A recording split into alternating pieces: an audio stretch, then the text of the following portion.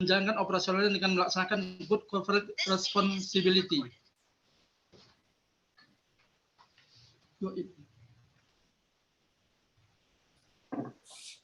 Dengan menjalankan prinsip kewajaran, transparansi, akuntabilitas, dan pertanggungjawaban.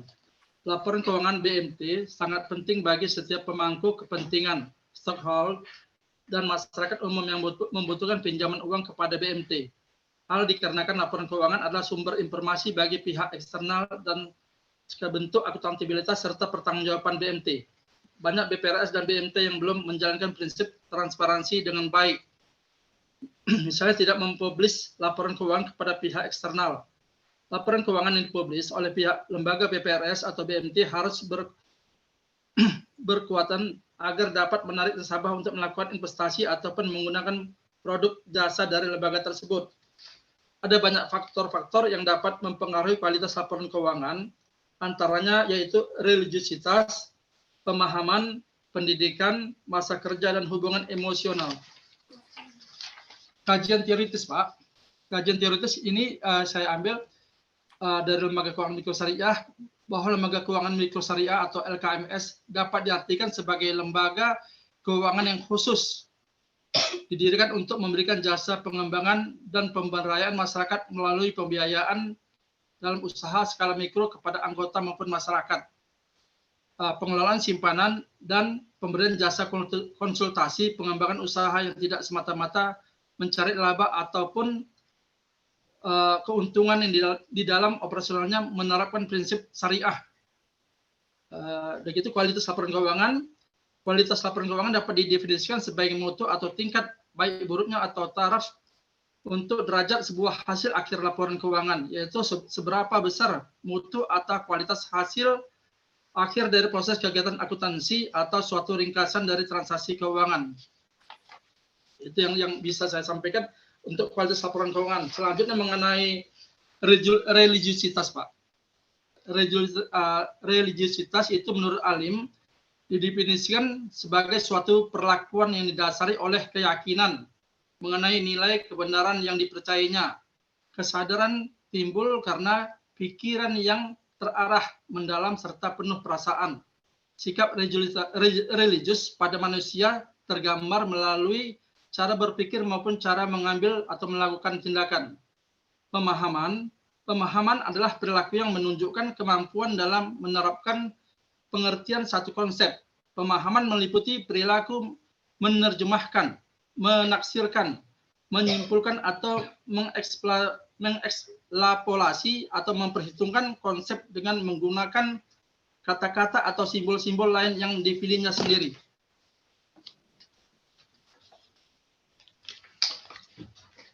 Pendidikan yaitu adalah upaya berupa kesadaran serta perencanaan demi menumbuhkan suasana agar suatu proses pembelajaran supaya semua anak didik secara aktif bisa melakukan pengembangan potensi pada dirinya agar mempunyai kekuatan spiritual, akhlak mulia, keagamaan, kepribadian, pengendalian diri, kecerdasan, serta keterampilan yang dibutuhkan dalam kehidupan masyarakat, bangsa, atau negara. Masa kerja didefinisikan sebagai ukuran tentang lama waktu yang telah ditempuh seseorang untuk memahami tugas-tugas suatu pekerjaan telah melaksanakannya. Hubungan emosional adalah suatu gejala dari psikofisiologis yang akan menimbulkan efek pada persepsi dan tingkah laku yang diwujudkan dalam bentuk suatu ekspresi tertentu. Kerangka teoritisnya nih Pak, yang nggak bisa saya apakan, nggak bisa. Ya. Ini PowerPoint ini nggak bisa saya apakan nih Pak. Oh ya. Pak bisa tapi mungkin nanti saya sampaikan Pak disertasi ke Bapak apanya yang hard copy-nya Pak. Ya, baik. Jadi metodologi penelitian ini saya menggunakannya berdasarkan pendekatan kuantitatif Pak, yaitu dari Suharsimi, Arikunto, dan pendekatan deskriptif, yaitu yang dimaksudkan untuk menimbulkan informasi mengenai suatu gejala yang ada. Penelitian ini dilaksanakan di Lembaga Keuangan Mikro Syariah di Sumatera Utara Pak. Dilaksanakan mulai tahun 2019 sampai dengan selesai direncanakan tahun 2020. Tempat penelitian dilakukan di 5 kota yang ada di Sumatera Utara, Pak. Medan, Deli Serdang, Simalungun. Dalam penelitian ini digunakan penelitian 100 orang tenaga kerja responden yang berkaitan dengan keuangan di lembaga keuangan syariah. 100 tenaga kerja terkait dengan pembuatan keuangan seperti staff accounting, kontrol, dan manajemen perusahaan. Hasil pembahasan yang saya peroleh, karakteristik responden berdasarkan jenis kelamin, responden pria sebanyak 52 orang dan responden wanita sebanyak 48 orang. Perbedaan jumlah responden dan tidak terlalu besar. Hal ini menunjukkan bahwa kesempatan bekerja di lembaga keuangan syariah terbuka lebar pria maupun wanita. Karakteristik responden berdasarkan umur, jumlah responden paling banyak yang berusia 24 sampai 30 tahun, Pak. Dan menyatakan lembaga keuangan mikro syariah didominasi oleh pekerja pada usia muda. Karakteristik responden berdasarkan kependidikan, kategori pendidikan yang mendominasi responden itu ada S1 sarjana dengan persentase 62%. Karakteristik responden berdasarkan latar belakang pendidikan didominasi adalah responden dengan latar belakang pendidikan manajemen, Pak, 24% itu. Karakteristik responden berdasarkan masa kerja, jumlah responden yang mendominasi adalah dengan masa kerja 1 sampai 10 tahun, 62%. Uji kesesuaian model goodness unit of fit ini Mbak bisa saya sampaikan, Pak? Ya. Uji model strukturalnya juga gitu. Cuman ya bisa. Terus kesimpulan saran ya.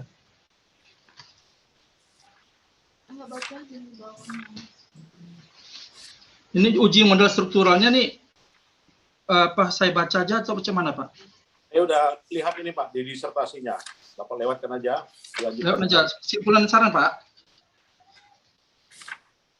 Ya, silakan. Kesimpulan dan saran. Kesimpulan itu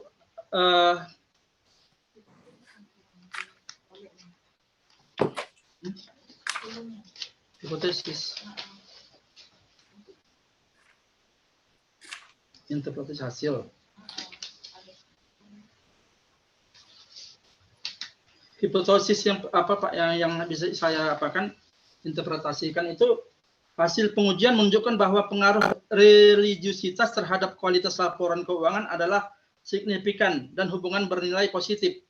Hal ini ditandai dengan probability value sebesar 0,001 lebih kecil dari 0,05. Artinya semakin meningkat religiusitas maka semakin meningkat kualitas laporan keuangan. Hasil penelitian ini bersesuaian dengan penelitian yang dilakukan oleh Cynthia M. McQueer tahun 2012 dan Alan G. Walker tahun 2011. Sen menyatakan bahwa religiusitas akan membuat manajer perusahaan untuk memilih melaporkan pendapatan yang nyata dan real daripada melakukan manipulasi pelaporan. Hipotesis 2, hasil pengujian menunjukkan bahwa pemahaman tidak memiliki pengaruh terhadap kualitas laporan keuangan. Hal ini ditandai dengan probability values sebesar 0,905 lebih kecil dari 0,05. Artinya pemahaman tidak meningkatkan kualitas laporan keuangan. Hasil penelitian ini bersesuaian dengan penelitian yang dilakukan oleh Giuliani bahwa rendahnya kualitas laporan keuangan dapat disebabkan oleh pemahaman akuntansi dari penyusunan laporan keuangan itu sendiri. Hipotesis ketiga, hasil pengujian menunjukkan bahwa pendidikan berpengaruh terhadap kualitas laporan keuangan. Hal ini ditandai dengan probability values sebesar 0,001 lebih kecil dari 0,05, yang artinya semakin meningkat pendidikan akan meningkatkan kualitas laporan keuangan. Hasil penelitian ini bersesuaian dengan militan yang dilakukan Saputra, semakin tinggi pendidikan yang ditempuh, maka akan memiliki pengalaman intelektual yang tinggi, di mana pengalaman intelektual akan mempermudah pelaksanaan pekerjaan. Hipotesis 4, hasil pengujian menunjukkan masa kerja tidak berpengaruh terhadap kualitas laporan keuangan. Hal ini ditandai dengan probability values sebesar 0,056 lebih besar daripada 0,05. Artinya masa kerja tidak dapat meningkatkan kualitas laporan keuangan.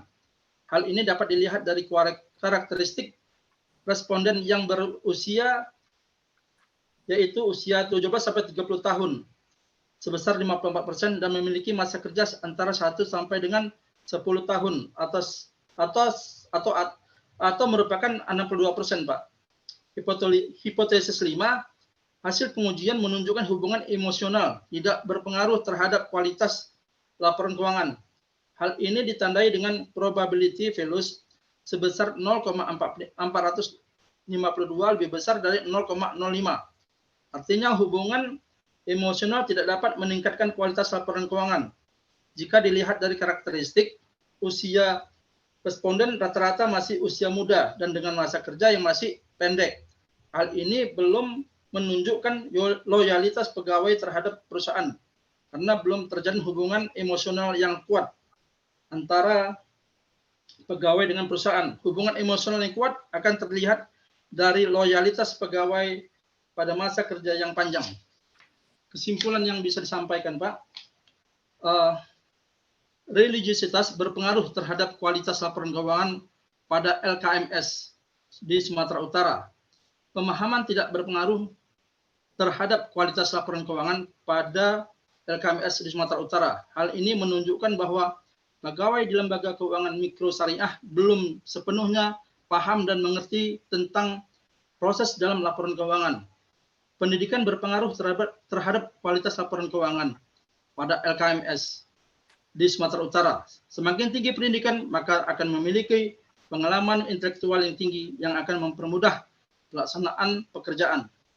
Masa kerja tidak berpengaruh terhadap kualitas laporan keuangan pada LKMS di Sumatera Utara. Hubungan emosional tidak berpengaruh terhadap kualitas laporan keuangan pada LKMS Sumatera Utara. Religiositas, pemahaman, pendidikan, masa kerja, hubungan emosional bersama-sama berpengaruh terhadap kualitas laporan keuangan untuk pelaksanaannya. Demikian yang bisa saya sampaikan dan saran yang bisa saya sampaikan di dalam disertasi saya. Bagi lembaga keuangan mikro syariah diharapkan lebih meningkatkan religiositas dan pendidikan yang sesuai dengan bidang pekerjaan karyawan karena akan menunjang dan mendukung kualitas laporan keuangan yang dihasilkan. Bagi otoritas jasa keuangan diharapkan lebih meningkatkan pengawasan terhadap lembaga keuangan mikro syariah terkait kualitas laporan keuangan. Bagi peneliti selanjutnya dapat menggunakan variabel yang terkait dengan kualitas laporan keuangan dan juga dapat menggunakan metode penelitian lain untuk memberikan hasil penelitian lebih komprehensif dan lebih baik.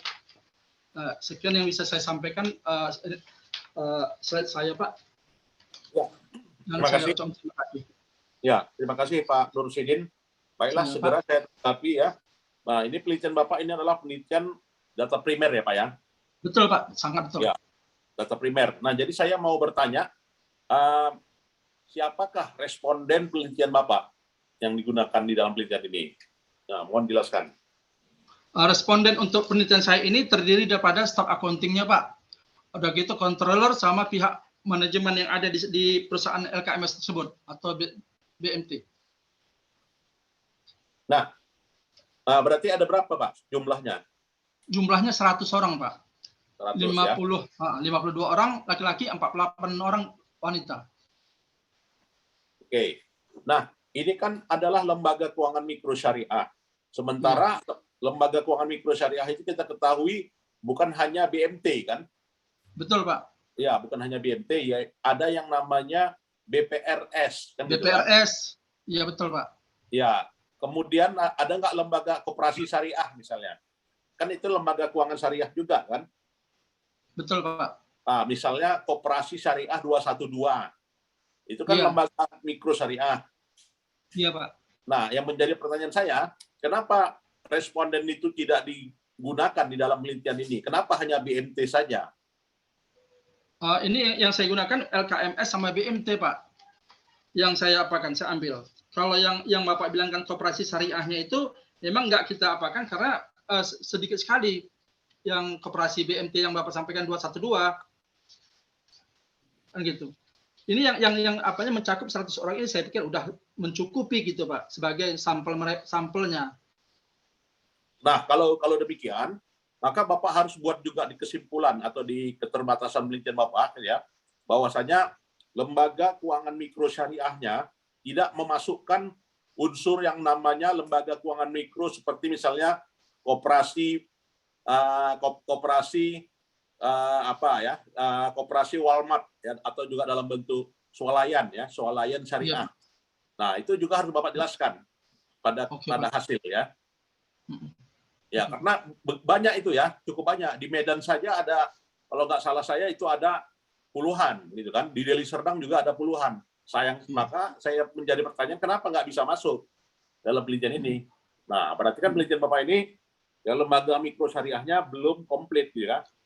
Yang mencakup seluruh lembaga keuangan mikro syariah. Dibuat di saran ya.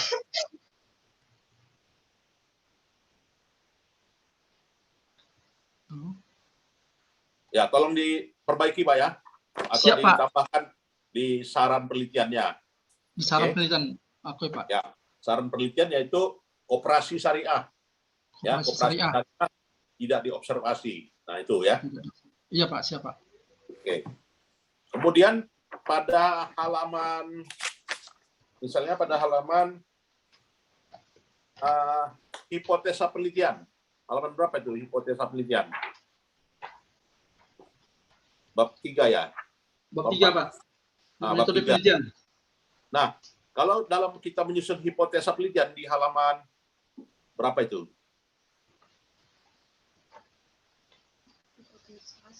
Pada halaman 115 kan gitu kan?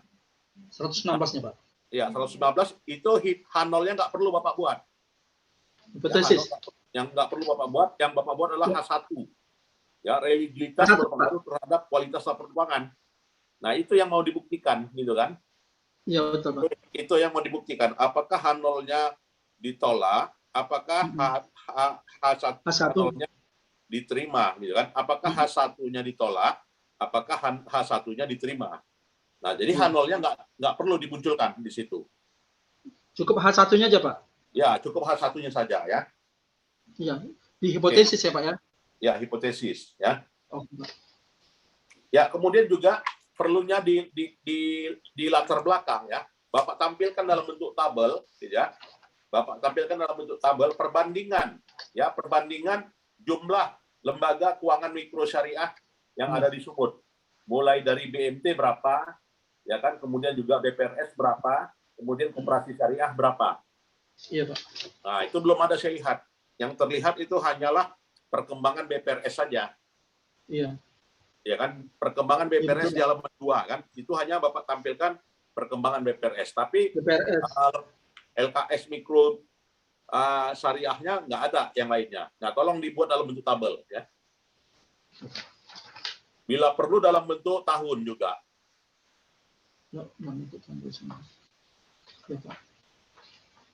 Oke.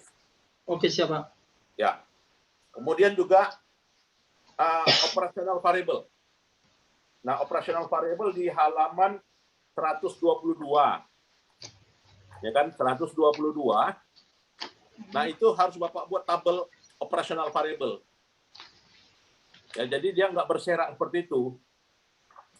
Di halaman 122. 122. Oh, iya. Pakai tabel ya, Pak ya? Misalnya variabel religioitas. Nah, itu dalam bentuk tabel Pak dibuat. Jadi tabel operational variable. Nah, tabel variabel pemahaman misalnya ya, variabel pemahaman. Maka namanya adalah variabel pemahaman ya. Kemudian subvariabelnya apa? Variabel pemahaman ini. Ada berapa subvariabelnya? Iya, Pak. Nah, itu Bapak buat dalam bentuk tabel menyamping dia kan. Itu banyak, Bapak lihat aja contoh-contoh dari disertasi yang ada ya. Jadi variabel, kemudian subvariabel, ya, kemudian indikator. Indikator ya, Pak. Indikator. Kemudian kolom berikutnya adalah skala. Nah, itu dia. Jadi bisa variabel, kemudian subvariabel. Boleh juga Bapak tambahkan definisi variabel, ya, kemudian juga indikator, kemudian juga skala. Ya, jadi nggak berserak deh seperti ini. Ini saya lihat masih berserak. Indikator di halaman 122, ya kan? Kemudian nanti muncul lagi di halaman lainnya, kan gitu kan? Nah, definisi. Nah, jadi malah dibentuk dalam bentuk tabel. Nah, itu saya sarankan ya. Iya Pak, siapa? Ya, kemudian juga, nah ini kan dia Bapak menggunakan persamaan struktural. Ya, jadi persamaan struktural menggunakan diuji dengan aplikasi apa? SEM Pak. SEM, ya kan? Nah, SEM. Aplikasinya Smart PLS. Diuji, aplikasinya Smart PLS, tapi menggunakan analisis SEM. Ya, jadi persamaannya persamaan struktural. Mana persamaannya? Betul. Y sama dengan alfa tambah B1 X1 tambah B2 X2 tambah B3 X3. Nah, mana persamaannya kira-kira? Seperti di halaman 128. 209 Pak. 209. 209 Pak. Model strukturalnya. Persamaannya Pak. Nah, persamaan di metodologinya harus Bapak buat. Persamaan strukturalnya. Struktural model gitu Pak ya? Model struktural. Struktural modelnya mana? Model gitu. Ya, model persamaan strukturalnya mana? Oke Pak. Kan belum ada ya kan? Nah, maka tolong dibuat persamaan model strukturalnya. Ya. Jadi variabelnya kan itu religiulitas, pemahaman, ya kan, pendidikan, masa kerja, hubungan emosional, ya kan, terhadap kualitas laporan keuangan. Nah, itu Bapak buat modelnya. Mana modelnya? Belum ada ya. Oke. Kemudian juga dalam hal ini adalah Bapak menggunakan PLS ya kan? Iya, nah, betul, Pak. PLS yang berlisensi atau yang apa ya? Atau yang ini trial atau juga yang digunakan untuk student version? Student version, Pak. Student version kan? Nah, kalau dia student version, hasilnya kurang bagus, Pak. Seperti ya kan? Seperti misalnya tabel di halaman berapa itu ya? Seperti gambar pada halaman ya kan, pada halaman 174. 174. Coba Bapak lihat 174. Oh ya.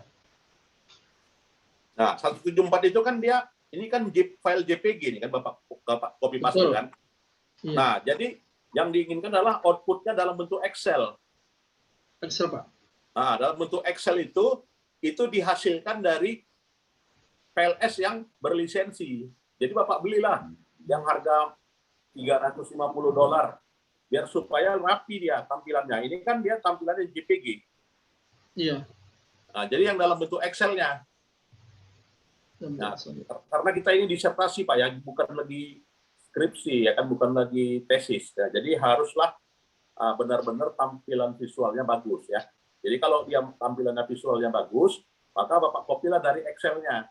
Nah, Excel-nya itu bisa didapatkan dari PLS yang beli gitu kan, berlisensi. Berlisensi. Nah, jadi bukan yang student version ya, bukan yang trial. Ini trial ini karena dia JPG-nya. Karena yang membedakan antara student version dengan JPG-nya itu adalah tampilan output-nya, nggak bisa jadi Excel. Nah, jadi agar bisa jadi Excel dia harus beli, gitu ya. Jadi gesek aja kartu kredit, Bapak beli aplikasinya, install di laptop Bapak. Kan?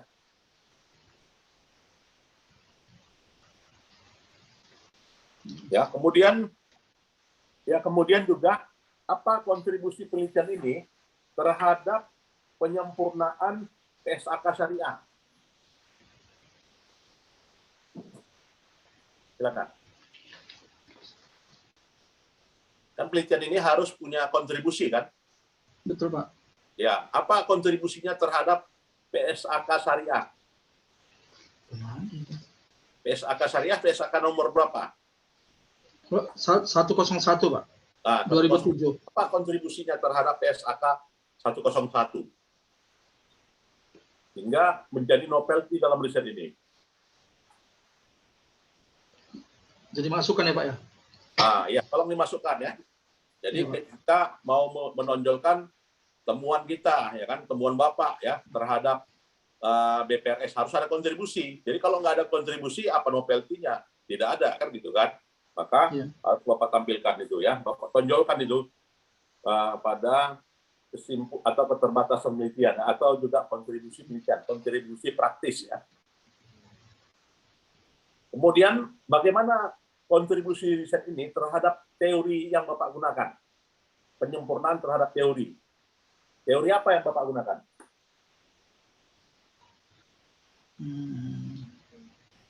Teori apa yang Bapak gunakan? Banyak teori. Nggak ada kan gitu kan?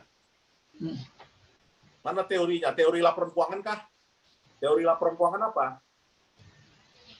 Teori laporan keuangan berkaitan dengan kualitas laporan keuangan. Apa itu kualitas laporan keuangan? Laporan keuangan itu haruslah lengkap, ya, completeness. Kemudian haruslah andal, reliable, kan gitu kan? Haruslah relevan, bisa digunakan kapan saja, kan gitu kan? Itulah yang namanya teori laporan keuangan. Jadi kalau katanya laporan keuangan itu tidak sesuai, ya oleh BPRS tersebut tidak memenuhi kriteria, maka tidak sesuai teori, kan gitu. Nah, maka harus Bapak sajikan di mana kontribusinya terhadap teori laporan keuangan. Ya, dalam penyempurnaan ini. Nanti waktu seminar tertutup saya tanya kembali nih yang saya tanyakan. Siap Pak, siap. Ini saya akan siap apa perbaiki ya. Oke. Iya Pak, siap Pak. Ya. Kemudian juga jadi kontribusi praktisnya Bapak tambah, yaitu tadi terhadap PSAK 101 belum jelas, ya. Kemudian juga kontribusi teorinya, ya, terhadap kontribusi terhadap teori laporan keuangan apa, ya, tidak ada. Nah, itu tolong Bapak tampilkan ya. Iya Pak. Siap. Baik. Ya, kemudian juga jurnal ya Pak ya. Di sini ada kesimpulan, ada saran. Nah, jadi Bapak tambah kesimpulan, kemudian yang kedua keterbatasan. Keterbatasan Pak. Ya, keterbatasan ya. Habis saran keterbatasan ya Pak ya. Ya, kesimpulan, kemudian keterbatasan, kemudian juga saran. Nah, sarannya ini saran kepada teori, ya, saran terhadap praktik, ya, kemudian kontribusi terhadap teori, kontribusi terhadap praktik, kemudian juga kontribusi terhadap pengembangan ilmu. Nah, ini belum ada. Mungkin bisa Bapak lihat aja format di S3 PB gitu kan, sesuai dengan buku panduannya, atau berdasarkan pada tesis disertasi yang sudah dibuat oleh sebelumnya ya. Kalau Bapak lihat bagaimana penambah subsection pada bab 5 ini ya, penambahannya. Saya lihat belum lengkap ya. Ya, kemudian juga perlu Bapak tambahkan output statistiknya, lampirannya. Lampiran Pak. Ya, lampiran dari output statistiknya belum ada. Kemudian hasil tabulasinya. Mana hasil tabulasinya? Nggak ada ya. Nah, tolong Bapak lampirkanlah hasil tabulasi, kemudian juga hasil pengujian dengan Smart PLS, dengan PLS yang apa ya? PLS yang berbayar ya, berlisensi. Berbayar. Ya, Pak Residin. Ya, siap Pak, siap Pak. Ya, ini saya rekam dan nanti saya berikan kepada Prodi ya, rekomendasi dasarnya ya. Iya Pak. Ya, baik. Jadi itu sajalah dari saya, dan mudah-mudahan segera Bapak perbaiki, dan nantinya ya ditunjukkan hasil perbaikannya kepada tim penguji ya. Ya, ini langsung ke Bapak ya Pak ya? Ya, baik. Itu saja dari saya kira boleh Bapak tutup. Ya, terima kasih Pak. Terima kasih banyak Pak. Assalamualaikum warahmatullahi wabarakatuh. Ya, waalaikumsalam warahmatullahi wabarakatuh. Ya, boleh meninggalkan ruangan. Ya, Pak. Ya.